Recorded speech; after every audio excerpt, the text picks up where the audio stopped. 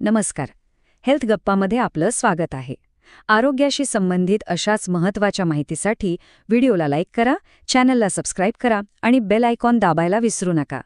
आज आपण एक अशा सवयीबद्दल बोलणार आहोत जी दिसायला खूप सामान्य वाटते, पण तिचे परिणाम खूप गंभीर असू शकतात. बरं, कधी लक्ष दिलंय का की घरातलं लहान मूल तोंड उघडं ठेवून झोपतं किंवा कदाचित मोठ्या व्यक्तींनाही ही सवय असते? जर याचं उत्तर हो असेल तर पुढची काही मिनिटं खूप जास्त महत्त्वाची आहेत. कारण तोंडाने श्वास घेणं ही फक्त एक साधीसुधी सवय नाहीये. हे वाक्य ऐकायला किती साधं सोपं वाटतं नाही का? पण यातच सगळं सार दडलेलं आहे. निसर्गाने आपल्या शरीराची रचनाच अशी केली आहे, नाक श्वास घेण्यासाठी आणि तोंड खाण्यापिण्यासाठी. जेव्हा आपण हा साधा नियम मोडतो आणि तोंडाचा वापर श्वासासाठी करायला लागतो, तेव्हाच खऱ्या अर्थाने समस्या सुरू होते. अनेकांना वाटतं की अरे, ही तर फक्त एक सवय आहे. पण तुम्हाला ऐकून धक्का बसेल की या सवयीचा सर्वात मोठा आणि थेट परिणाम मुलांच्या चेहऱ्याच्या जडणघडणीवर होतो. हो, तुम्ही अगदी बरोबर ऐकलं. सतत तोंडाने श्वास घेतल्यामुळे चेहऱ्याचा नैसर्गिक आकारच बदलू शकतो. पण हे नक्की घडतं तरी कसं? मेडिकल सायन्समध्ये ह्या स्थितीला एक खास नाव आहे, ॲडेनॉइड फेस. हे नाव ॲडेनॉइड्सवरून आलंय. ॲडेनॉइड्स म्हणजे नाकाच्या मागच्या भागात असलेल्या ग्रंथी. त्या जेव्हा सुजतात तेव्हा नाक बंद होतं आणि मग मुलं तोंडाने श्वास घ्यायला सुरुवात करतात. ह्या नावावरूनच आपल्याला या समस्येचं गांभीर्य लक्षात येतं.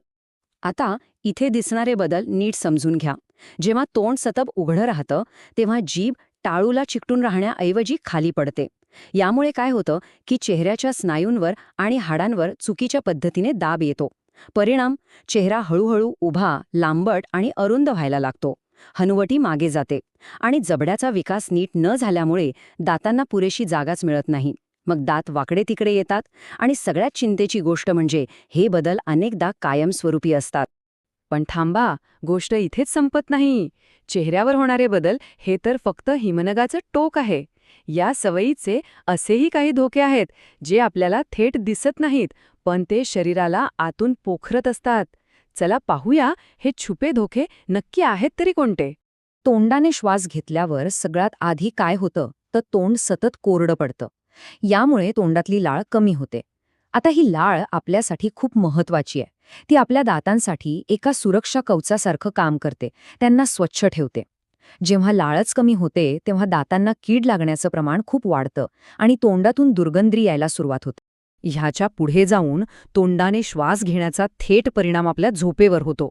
यामुळे घोरण्याची समस्या सुरू होऊ शकते आणि सगळ्यात महत्त्वाचं म्हणजे झोपेची क्वालिटी खराब होते.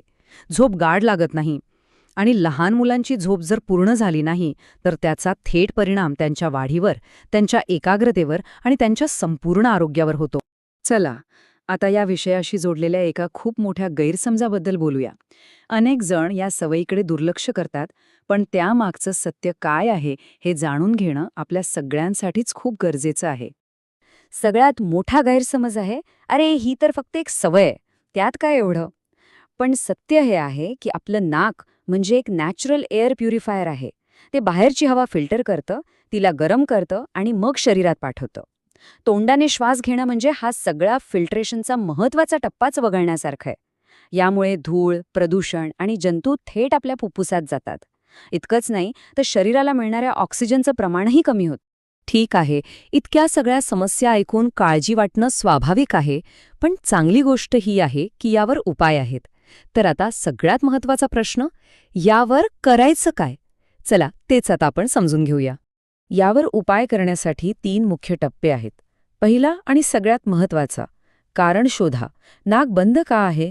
नाकाचं हाड वाकडं आहे का, ज्याला DNS म्हणतात, की नाकात गाठी म्हणजे पॉलिप्स झाले आहेत की काही ॲलर्जी आहे? दुसरं, जाणीवपूर्वक सराव. दिवसभर आपलं तोंड बंद आहे आणि आपण नाकाने श्वास घेत आहोत याकडे लक्ष देणं. आणि तिसरा, सगळ्यात महत्त्वाचा टप्पा, तज्ज्ञांचा सल्ला. कोणताही घरगुती उपाय करण्याआधी किंवा स्वतःच काही ठरवण्याआधी डॉक्टरांना भेटणं हे अत्यंत आवश्यक आहे. तुम्ही कदाचित माउथ टेपिंगबद्दल ऐकलं असेल, ज्यात काही प्रौढ व्यक्ती रात्री झोपताना तोंडावर एक विशिष्ट मेडिकल टेप लावतात.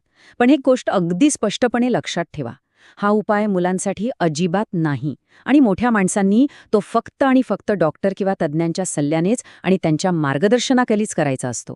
चुकीच्या पद्धतीने केल्यास हे खूप धोकादायक ठरू शकतं. तर मग आजच्या या सगळ्या माहितीनंतर एक प्रश्न स्वतःला नक्की विचारून बघा. आपण श्वास नाकाने घेतो की तोंडाने? आपल्या लक्षातही येत नाही, पण ही एक लहानशी सवय आपल्या आरोग्यावर किती मोठा परिणाम करू शकते हे आता आपल्याला कळलं आहे. त्यामुळे आपल्या श्वासावर लक्ष द्या, कारण योग्य श्वास हेच निरोगी आयुष्याचं पहिलं आणि महत्त्वाचं पाऊल आहे. आणि जाता जाता एक महत्त्वाचं अस्वीकरण. या व्हिडिओमधील माहिती केवळ तुमच्या आमच्या ज्ञानात भर घालण्यासाठी म्हणजेच शैक्षणिक हेतूंसाठी आहे. कृपया याला वैद्यकीय सल्ला समजू नका. कोणताही उपाय करण्यापूर्वी आपल्या डॉक्टरांचा सल्ला नक्की घ्या.